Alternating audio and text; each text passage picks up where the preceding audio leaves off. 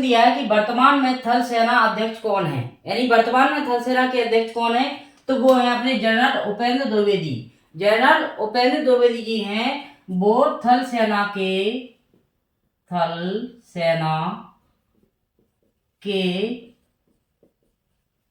वर्तमान अध्यक्ष हैं।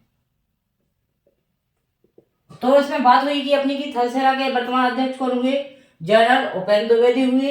अब इसमें जो दिनेश कुमार त्रिपाठी लिखा है वो कौन है, नौसेना, कौन सी, नौसेना के वर्तमान अध्यक्ष।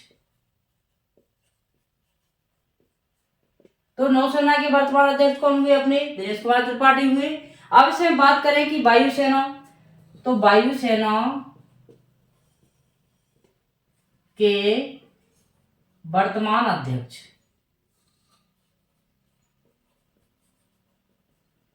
तो इसमें बात करें हम वायुसेना के वर्तमान अध्यक्ष कौन है, मार्शल अमरप्रीत सिंह। और इसमें जो मनोज पांडे दिया है वो जब जनरल उपेंद्र द्विवेदी के पहले के कौन से पूर्व है। पूर्व का मतलब यह है कि जब जनरल उपेंद्र द्विवेदी के जस्ट पहले मनोज पांडे थल सेना के वर्तमान अध्यक्ष थे, लेकिन अभी जो 2025 में वर्तमान अध्यक्ष कौन है थल सेना के, वो जनरल उपेंद्र द्विवेदी है। यदि हम बात करें कि 2025 में नौसेना के वर्तमान अध्यक्ष कौन है, तो वो दिनेश कुमार त्रिपाठी है। यदि हम वायुसेना की बात करें, एयरफोर्स के बारे में, तो वो कौन है वर्तमान अध्यक्ष, वो मार्शल अमरप्रीत सिंह है।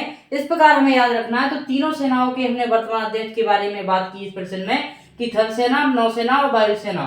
तो नौसेना के अपने कौन से हैं, दिनेश कुमार त्रिपाठी हुए, और वायुसेना के अमरप्रीत सिंह हुए, और अपने थल सेना के कौन हुए, वो अपने जनरल उपेंद्र द्विवेदी हुए। अब इसमें दिया है अगला प्रश्न। अगला प्रश्न दिया है कि पहले विदेशी जिन्हें भारत रत्न मिला, यानी ऐसे कौन से विदेशी हैं उनका नाम हमें बताना है कि विदेशी थे लेकिन भारत रत्न उन्हें कब मिला, तो वो और कौन थे।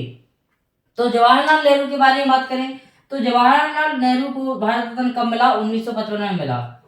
क्या मिला, भारत रत्न 1955 में मिला। किसको, जवाहरलाल नेहरू को। अब मदर टेरेसा को कब मिला, तो मदर टेरेसा को भारत रत्न मिला 1980 में। कब मिला, 1980 में मदर टेरेसा जी को भारत रत्न से सम्मानित किया गया। यहाँ पर भारत रत्न मिला, हम एक भी बात कह सकते हैं, कुछ भी कह सकते हैं। नेल्सन मंडेला को कब मिला, 1990 में। 1990 में भारत रत्न किसको मिला, नेल्सन मंडेला को, जो अपने क्वेश्चन में ऑप्शन दिया है। अब इसमें बात करें खान अब्दुल गफ्फार खान, ये पहले विदेशी थे जिनको भारत रत्न मिला। तो वो कब मिला इनको, 1987 में। ये कैसे थे, पहले विदेशी थे, फर्स्ट विदेशी थे जिनको भारत रत्न से सम्मानित किया गया। कब, 1987 में। तो इस प्रश्न में हमने क्या पढ़ा कि ऐसा कौन से व्यक्ति हैं जिन्हें भारत रत्न मिला और विदेशी भी हैं, तो वो खान अब्दुल गफ्फार खान है जिनको 1987 में भारत रत्न से सम्मानित किया गया। और जवाहरलाल नेहरू को कब मिला, 1955 में मिला। मदर टेरेसा जी को 1980 में मिला, और जो नेल्सन मंडेला है उनको 1990 में मिला। इस प्रकार हमें चारों के ऑप्शन में कवर कर लिए कि कौन को कब मिला। अब इसमें अगला दिया तीसरा प्रश्न कि ओजोन संरक्षण दिवस कब मनाया जाता है। तो ओजोन संरक्षण दिवस मनाया जाता है 16 सितंबर को। क्या मनाया जाता है, ओजोन दिवस कह रहे हैं या फिर ओजोन संरक्षण दिवस। ओजोन संरक्षण दिवस कब मनाया जाता है, 16 सितंबर को। अब इसमें दिया है 8 मार्च, तो 8 मार्च को हम क्या मनाते हैं, अंतरराष्ट्रीय महिला दिवस। कौन सा, अंतरराष्ट्रीय महिला दिवस कब मनाते हैं हम, 8 मार्च को सेलिब्रेट करते हैं। अब इसमें 8 सितंबर को हम क्या करते हैं, अंतरराष्ट्रीय साक्षरता दिवस। कौन सा, साक्षरता दिवस। अब इसमें 18 मार्च बचा है, उसको बोलते हैं आयुध दिवस। क्या बोलते हैं, आयुध निर्माण दिवस। आयुध निर्माण दिवस। तो इस क्वेश्चन में हमें क्या पढ़ा कि ओजोन संरक्षण दिवस हम मनाते हैं 16 सितंबर को, 8 मार्च को अंतरराष्ट्रीय महिला दिवस मनाया जाता है, और अंतरराष्ट्रीय साक्षरता दिवस कब मनाया जाता है, 8 सितंबर को। आयुध निर्माण दिवस कब मनाया जाता है, 18 मार्च को। इसमें बात करें जो ओजोन परत है, वो ओजोन परत क्या होती है, हमारी परागैंगिक किरणों से हमारी रक्षा करती है सूर्य की। लेकिन जो CFC है, जो अपनी फ्रिज या उसका एयर कंडीशनर से निकलता है, वो ओजोन परत को हमें नुकसान पहुंचा रहा है, पतली होती जा रही है, जिससे भयंकर कैंसर जैसी भयंकर बीमारियां उत्पन्न हो रही हैं। तो इसी के संरक्षण से उद्देश्य को समझने के लिए और इसमें प्रेरित करने के लिए लोगों को 16 सितंबर को ओजोन संरक्षण दिवस मनाते हैं। अगला क्वेश्चन दिया है कि बेसबॉल का खेल परिसर किस नाम से जाना जाता है, यानी बेसबॉल का जो स्पोर्ट्स कॉम्प्लेक्स होता है उसको किस नाम से जानते हैं, तो उसको जानते हैं डायमंड। किस नाम से जानते हैं, डायमंड के नाम से जानते हैं। बेसबॉल का जो खेल कॉम्प्लेक्स होता है, स्पोर्ट्स कॉम्प्लेक्स होता है, उसको डायमंड के नाम से जानते हैं। अब जो वेलोड्रम है वो साइकिल रेसिंग के लिए है। साइकिल रेसिंग किस में करते हैं हम, वेलोड्रम के नाम से खेल परिसर को हम जानते हैं। अब एरिना क्या है, तो एरिना के बारे में याद रखना है। एरिना क्या है, घुड़सवारी संबंधित है। घुड़सवारी किस में करते हैं हम, एरिना में करते हैं। एरिना का जो खेल परिसर है उसको क्या नाम देते हैं, एरिना। और कोर्स गोल्फ खेल का जो संबंध है, इसका जो खेल परिसर का वो कोर्स से है। अब इसमें हम याद रखेंगे, इन क्वेश्चनों को रिवीजन करेंगे एक साथ। कितने क्वेश्चन और हम कवर कर सकते हैं कि वर्तमान में थल सेना के अध्यक्ष कौन है, तो वो जनरल उपेंद्र द्विवेदी जी हैं। अब थल सेना के साथ साथ हमें और तीनों सेनाओं को करना है, थल सेना, वायुसेना और नौसेना। तो वायुसेना के अपने अमरप्रीत सिंह जी हैं, और नौसेना के वर्तमान अध्यक्ष कौन है, दिनेश कुमार त्रिपाठी। और मनोज पांडे कौन है, जनरल उपेंद्र द्विवेदी के जस्ट पहले मनोज पांडे क्या थे, थल सेना के अध्यक्ष थे। अब इसमें अगला क्वेश्चन दिया है कि भारत रत्न किसको मिला, जो पहले विदेशी थे उसका नाम देना है। तो खान अब्दुल गफ्फार खान 1987 में इन्हें भारत रत्न मिला। अब इसमें लिखा जवाहरलाल नेहरू को कब मिला, 1955 में मिला भारत रत्न। मदर टेरेसा जी को कब मिला, 1980 में मिला।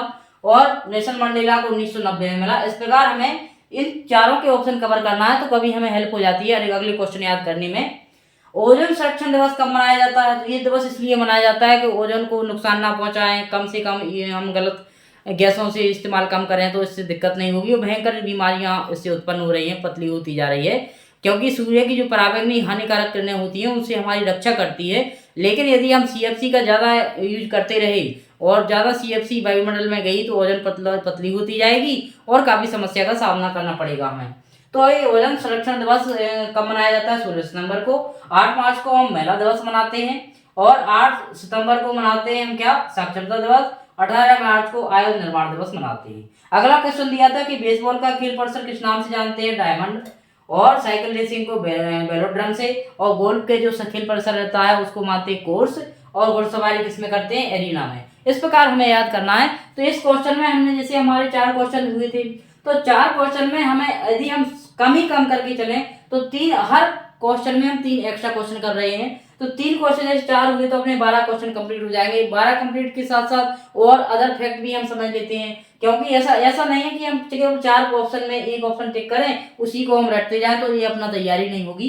ये तो रटना कहलाएगा। हमें ये करना है कि ऑप्शन के साथ साथ हम और भी क्वेश्चन जो मिलते हैं, उनसे फैक्ट मिलते हैं, वो याद करें तो काफी हेल्प मिल सकती है। इस प्रकार अपना अगला क्वेश्चन दिया है 5वां कि जहांगीर का मकबरा कहाँ स्थित है। तो जहांगीर का मकबरा हमें देखने को मिलता है कहाँ पर, लाहौर में। लाहौर में किसका मकबरा देखने को मिलता है हमें, जहांगीर का मकबरा। अब इसमें अगला क्वेश्चन दिया है काबुल। तो काबुल में किसका देखने को मिलेगा हमें, बाबर का। किसका, बाबर का मकबरा हमें कहाँ देखने को मिलेगा, काबुल में। अब इसमें दिया है रंगून। तो रंगून में किसका मकबरा है, बहादुर शाह जफर का। बहादुर शाह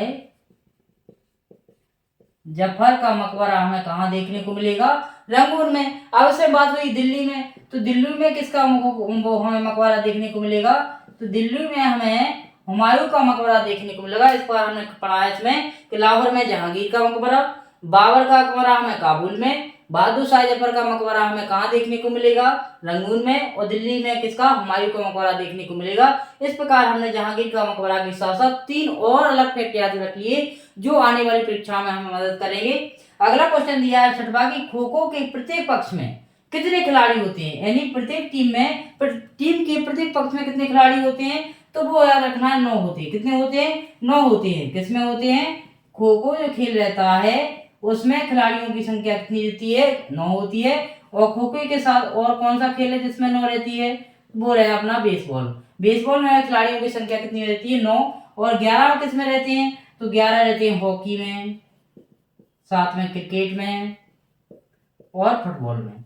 इन तीनों खेल में प्लेयर्स की संख्या रहती है 11 रहती है, हॉकी, क्रिकेट और फुटबॉल। अब इसमें 18 किसमें रहती है, तो 18 रहती है जिम्नास्टिक में। किसमें होती है, जिम्नास्टिक खेल में जो अगर इसमें 18 किस्में होती है तो जिम्नास्टिक में कितनी होती है, 18 होती है। अब 15 किस्में रहती है। तो एक रग्बी फुटबॉल होता है, उसमें प्लेयर्स की संख्या कितनी रहती है, 15 रहती है। तो हमें इस क्वेश्चन में देखो क्या करना है कि खो खो के साथ साथ हमें 3 और कैसे कवर करना है। खो खो में 9 रहती है, बेसबॉल में भी कितनी रहती है, 9 रहती है। जिम्नास्टिक में कितनी रहती है प्लेयर्स की संख्या, 18 रहती है। कितनी रहती है, 18 रहती है। और रग्बी फुटबॉल में प्लेयर्स की संख्या कितनी रहती है, वो 15 होती है। तो इसका राइट आंसर हो जाएगा खो खो का क्या कि 9 होते हैं खो खो में, और 11 रहते हैं अपने हॉकी में, क्रिकेट और फुटबॉल में। तो हॉकी के जादूगर कौन है, अपने मेजर ध्यानचंद जी हैं। अगला दिया है कि विधि भागवतम किस राज्य का नृत्य है, तो वो आंध्र प्रदेश का है। किसका है, आंध्र प्रदेश का क्या है, विधि भागवतम। क्वेश्चन के अनुसार विधि भागवतम किस राज्य का लोक नृत्य है, सॉरी विधि भागवत किस राज्य का नृत्य है, तो आंध्र प्रदेश का है। अब तमिलनाडु का हमें क्या देखने को मिलेगा, तमिलनाडु का मिलेगा हमें भरतनाट्यम। कौन सा, भरतनाट्यम हमें किसका देखने को मिलेगा, तमिलनाडु का। बिहार का राज्य नृत्य क्या देखने को मिलेगा हमें, झिझिया।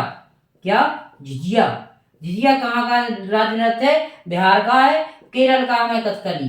कौन सा, कथकली हमें कहाँ देखने को मिलेगा, केरल का। तो इस क्वेश्चन का आंसर हो जाएगा अपना कि विधि भागवतम किस राज्य का नृत्य है, तो वो अपना आंध्र प्रदेश का है। तो उसका राइट आंसर तीसरा हो जाएगा। अगला दिया है कि सोने के अधिकार से संबंधित आर्टिकल कौन सा है, यानी कि जो हम सोते हैं अपने निजता का अधिकार होता है सोने से संबंधित, वो कौन से आर्टिकल में इसका वर्णन मिलता है, आर्टिकल 17, 18 या 21 या 24। तो 24 जो इसमें दिया है वो किससे संबंधित है, बाल श्रम से संबंधित है। यानी कि आप 14 वर्ष के बालक से कोई काम श्रम नहीं करवा सकते, ये आर्टिकल 24 में लिखा है। और आर्टिकल 21 में क्या है, आर्टिकल 21 में क्या दिया है, आर्टिकल 21 में भी हमें देखने को मिलेगा सोने का अधिकार। कौन सा, सोने का अधिकार। आर्टिकल 21 में हमें देखने को मिलेगा हम आसानी से 24 घंटे भी सो सकते हैं, क्योंकि हमें तो अधिकार है। आर्टिकल 21 में बिल्कुल वर्णन है कि सोने का अधिकार है, तो हम 24 घंटे के 48 घंटे भी सो सकते हैं, उदाहरण के लिए। अब आर्टिकल 18 और 17 में भी याद रखना है हमें, तो इस प्रकार याद रखना है। तो इस क्वेश्चन का राइट आंसर हो जाएगा आर्टिकल 21 में सोने का अधिकार है। इस प्रकार हम क्वेश्चन को रिवीजन करेंगे कि जहांगीर का मकबरा हमें लाहौर में देखने को मिलेगा, बाबर का मकबरा हमें काबुल में देखने को मिलेगा, बहादुर शाह जफर का मकबरा हमें रंगून में देखने को मिलेगा, और हुमायूं का दिल्ली में। इस प्रकार हमें जहांगीर के मकबरे के साथ साथ 3 और मकबरा हमने याद रख लिए और उनकी शहरों का नाम पता कर लिया। खो खो में प्रत्येक पक्ष में कितने खिलाड़ी होते हैं, 9 होते हैं। 11 किसमें रहते हैं, तो हॉकी, क्रिकेट और फुटबॉल में होते हैं। रग्बी फुटबॉल प्लेयर्स कितने रहते हैं, 15। और जिम्नास्टिक में कितने रहते हैं, 18। तो हमें एक क्वेश्चन के साथ साथ 3 और एक्स्ट्रा फैक्ट याद करना है। विधि भागवतम किस राज्य का नृत्य है, आंध्र प्रदेश का है। भरतनाट्यम तमिलनाडु का है। झिझिया बिहार का राज्य नृत्य है। और कथकली है केरल का। और सोने के अधिकार से संबंधित अपना आर्टिकल 21 है। आर्टिकल 21 के अनुसार तो आराम से हम कितनी भी समय तक सो सकते हैं। इस प्रकार यदि आपको हमारा वीडियो अच्छा लगा तो कमेंट करें, शेयर करें और चैनल को सब्सक्राइब करें।